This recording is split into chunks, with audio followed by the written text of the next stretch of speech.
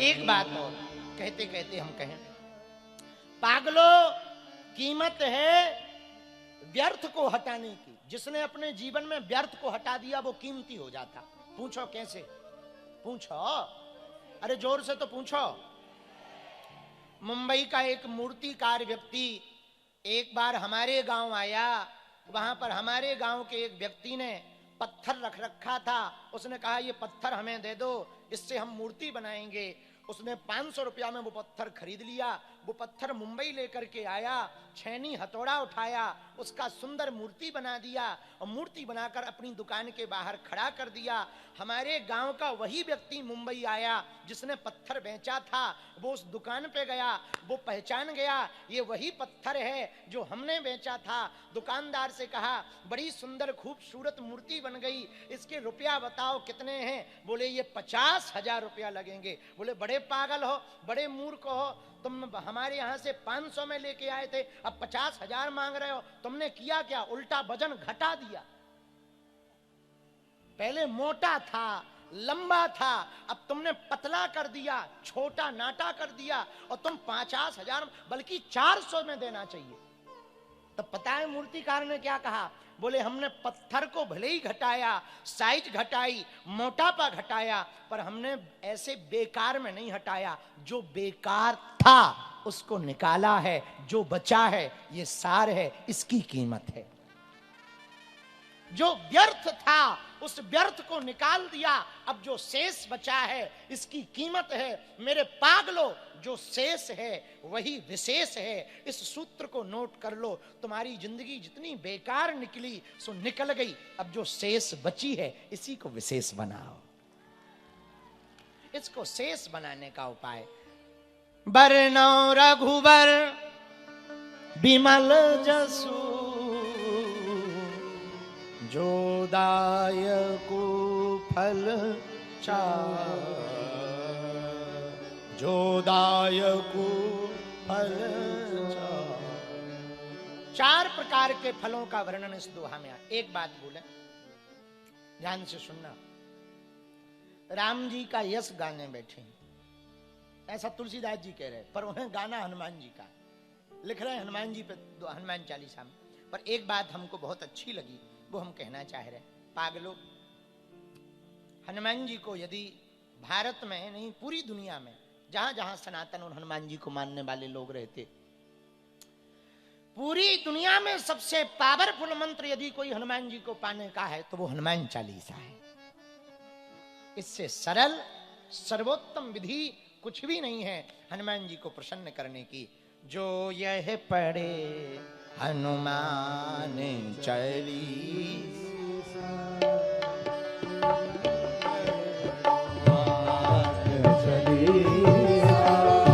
ओहि सिद्ध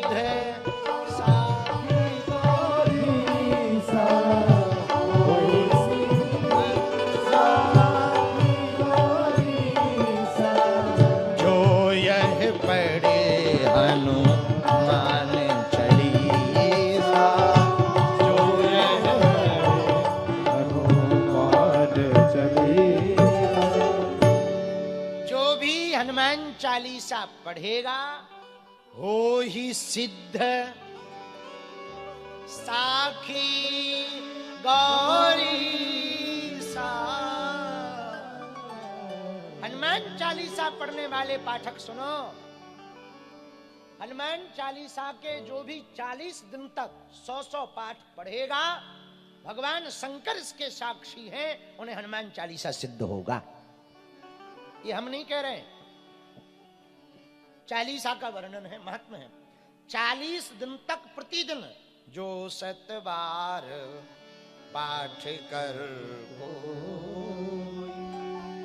छूटे बंदी महासुख। माया में रहो पर माया के मत रहो, मायापति के रहो। आप मायापति के रहोगे तो माया में रह करके भी माया तुम्हें छेड़ ना पाएगी। माया तुम पड़ोसन मत समझ लेना, गलती मत कर देना। कई बार अर्थ का बड़ा अनर्थ निकाल देते हो, बहुत आफत हो जाती है। माया का मतलब ते में तोर, तोर में माया, ये मेरा, ये पराया, ये है माया। यहां किसका क्या है? मेरे पागलो, न तुम्हारा कुछ रहा, न अपना कुछ रहा, न रहेगा।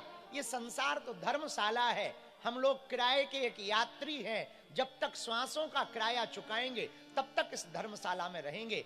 जहां श्वास बंद हुई, किराया आना बंद हुआ, तुरंत धर्मशाला खाली करनी पड़ेगी। मुंबई माया की नगरी हो मेरे पागलो, हम चाहते हैं माया की नगरी में माधव वाले रहने लगे।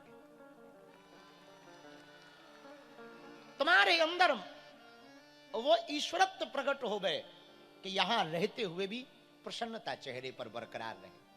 अब वो हनुमान चालीसा से सीखी जा सकती है। अब हम प्रार्थना करें कि हनुमान चालीसा में प्रारंभ से सुनाना है, पर एक चौपाई बहुत गूंज रही है, तो वो भाव हम आपके सामने समर्पित कर रहे हैं। हनुमान जी की पहली चौपाई, गोस्वामी जी की वाणी।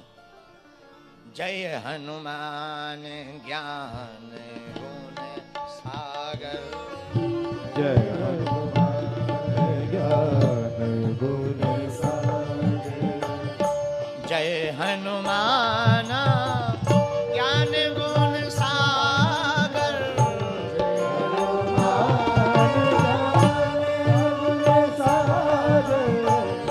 जय कपीस त्यों लोक के उजागर, जय कपीस त्यों लोक के उजागर, जय हनुमान ज्ञान गुण सागर, जय हनुमान ज्ञान गुण सागर, जय कपीस त्यों लोक के उजागर, जय कपीस त्यों लोक के उजागर, त्यों लोक के उजागर, त्यों लोक के उजागर, त्यों लोक।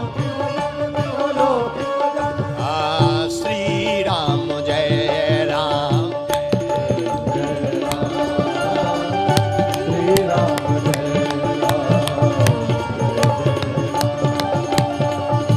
श्री राम जय राम, जय जय राम, श्री राम जय राम, जय जय राम। हनुमान जी महाराज ज्ञान के सागर हैं। इनके ज्ञान का सागर, ज्ञान के अथाह को कोई थाह ले ही नहीं सकता। और मेरे पागलो, एक बात हम सिद्धांतिक रूप से कहना चाहते हैं, हनुमान जी से एक बात तो सीखने जैसी है। हनुमान जी के पास बल है तो हनुमान जी के पास विनम्रता है, हनुमान जी के पास बुद्धि है तो हनुमान जी के पास विवेक भी है, हनुमान जी के पास ज्ञान है तो हनुमान जी के पास सरलता भी है। बहुत लोगों के पास एक चीज होती है, बहुत से, ऐसा हमें कहना नहीं चाहिए, बहुत से लोगों के पास चित्र बहुत अच्छा होता पर चरित्र नहीं होता। कई लोगों के पास पद बहुत बढ़िया होता है पर पद चलाना नहीं आता। कई लोगों के पास गाड़ी बड़ी अच्छी होती है लेकिन बैठना नहीं आता। कई लोगों के पास धन बहुत होता पर सदुपयोग नहीं जानते। कई लोगों के पास भोजन की बहुत अच्छी व्यवस्था होती लेकिन वो लिक्विड डाइट पे रहते, खा नहीं पाते। बहुत झंझट है।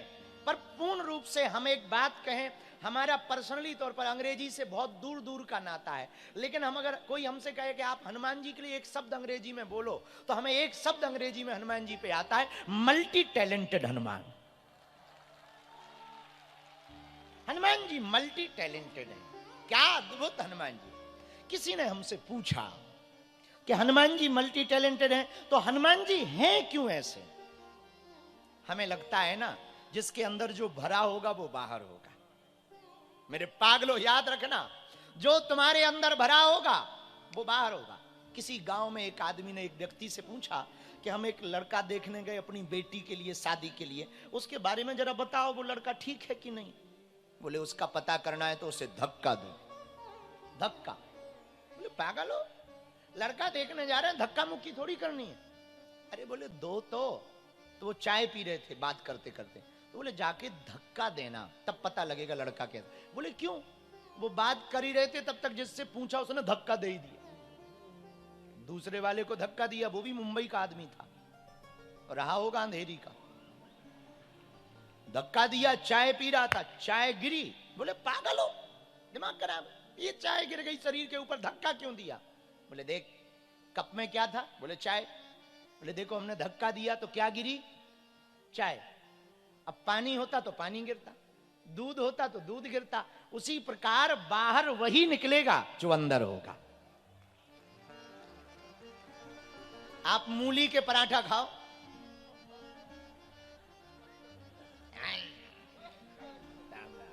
हाँ? प्याज खा लो, लहसुन खाओ, राम राम राम राम। और मूली के पराठा तो कल मत खा के आना, बहुत टेंशन हो जाती है भैया, बहुत टेंशन। और कई लोग इतना मूली खा के आते हैं, पता नहीं उन्हें पता लगता कि नहीं लगता, पर बगल वाले को जरूर पता लग जाता है। हाँ, पर बाहर क्या निकलेगा? बोलो बोलो बोलो। जो अंदर होगा वही तो बाहर निकलेगा। बोलो हाँ जी या ना जी, बोलो।